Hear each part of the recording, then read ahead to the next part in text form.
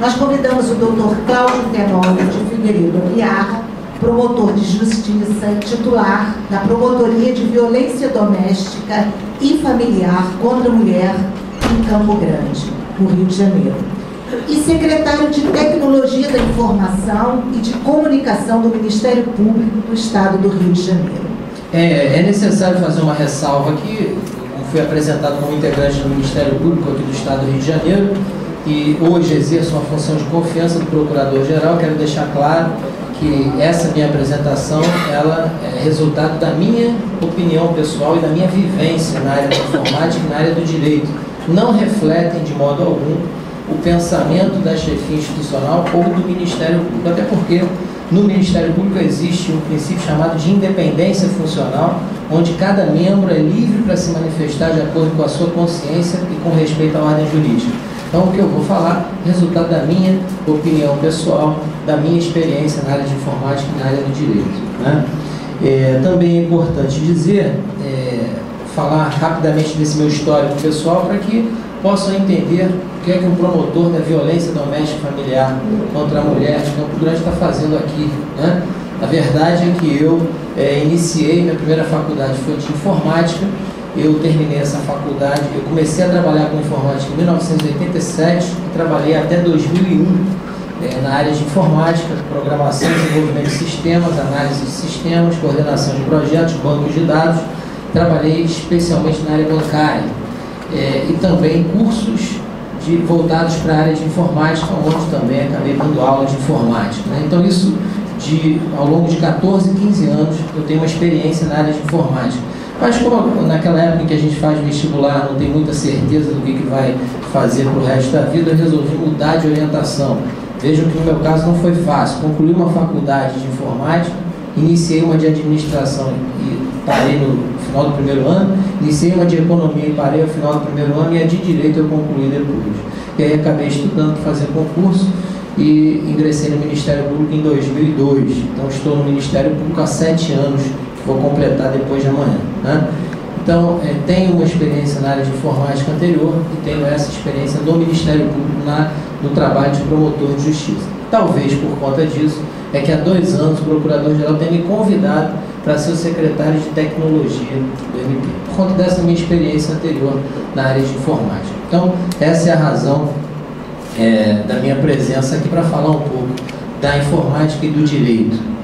E como eu disse logo no começo, tendo interessante debater o assunto, apresentar algumas decisões da Justiça sobre esse tema, algumas questões envolvendo crianças e adolescentes importantes e que devem ser do conhecimento dos pais, né?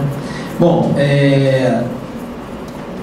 no roteiro aqui, para a gente poder abordar o tema que nos interessa, a tecnologia da informação, eu rapidamente vou falar sobre a evolução da informática e do direito, uma comparação das duas para a gente verificar a diferença. Uma é muito rápida, a outra é muito lenta. A relação da informática com o direito aqui no Brasil, o lado bom da internet, com alguns exemplos, o lado ruim da internet, o lado perigoso, e depois a minha conclusão, abrindo para que façam as perguntas aí que entenderem necessárias. Em relação ao tempo, o tempo será aquele suficiente para a gente abordar aqui sem ser cansativo.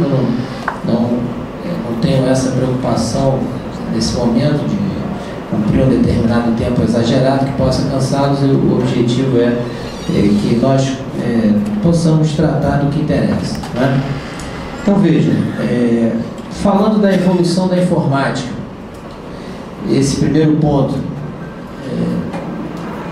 que eu quero abordar. Evolução da informática, vou traçar um paralelo de quando surgiram as máquinas de grande porte, a partir da década de 60 e de 70, que começou o uso dos computadores, o uso comercial dos computadores. Inicialmente o computador a válvula, transistor, para depois migrar para a ideia de chip e com uma capacidade de processamento muito grande. Então a gente está falando de década de 60, década de 70, o início efetivo do uso de computadores em escala comercial.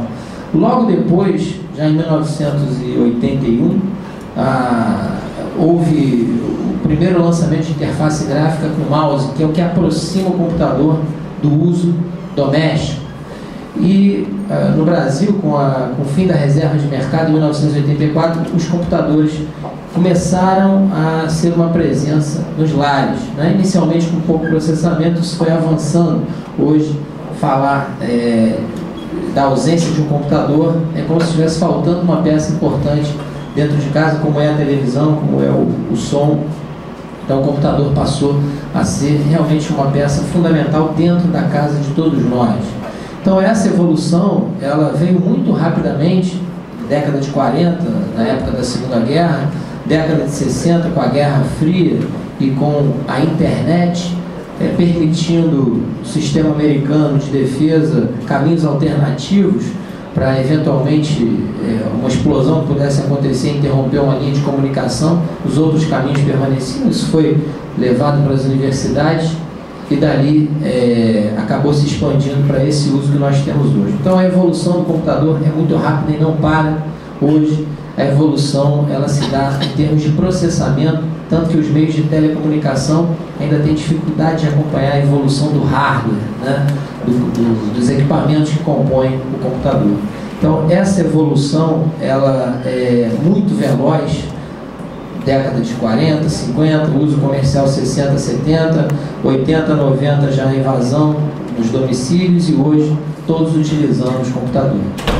Por outro lado, em relação ao direito, o caminho não é um caminho similar.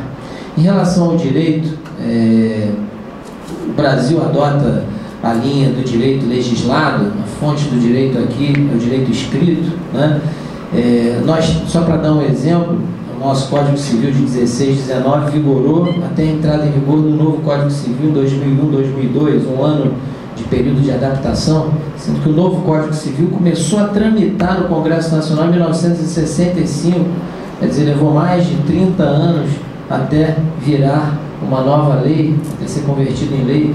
Então, o que todos chamam de novo Código Civil, que é de 2002, na verdade, começou em 1965. Então, o fluxo do direito é muito lento, comparativamente com o fluxo do que acontece nos meios tecnológicos. E essa dificuldade faz com que hoje existam várias áreas cinzentas, áreas em que o direito não alcança a tecnologia e que permitem abusos naqueles que usam da tecnologia para o mal ou muitas vezes para tirar vantagem de situações duvidosas, né? Então, qual é o caminho para solucionar essa defasagem, essa dificuldade? Há um caminho natural através de chamadas cláusulas abertas. Quando nós pegamos, por exemplo, a Constituição Brasileira, que é recente, a Constituição Brasileira é de 88, então é uma Constituição nova, né? A Constituição de 88, ela tem dispositivos que não são fechados. Por exemplo, a Constituição diz que todos são iguais perante a lei. O que é ser igual perante a lei? Vou dar um exemplo de uma discussão que não tem fim em relação ao princípio da igualdade. Todos são iguais perante a lei, está escrito lá. Mas a discussão que não tem fim, vinculada ao princípio da igualdade, que hoje em dia é uma discussão de todos nós, por exemplo, o sistema de cotas, né? Tem os que defendem, tem os que não entendem que ele incentiva a discriminação, tem os que entendem que os critérios são equivocados, que deve existir, mas não com aqueles critérios. Mas é a aplicação do princípio da igualdade, cláusula aberta. Então, muitas vezes, as cláusulas abertas é que salvam uma situação não regulada diretamente pela lei. Mas a nossa evolução do direito é muito lenta.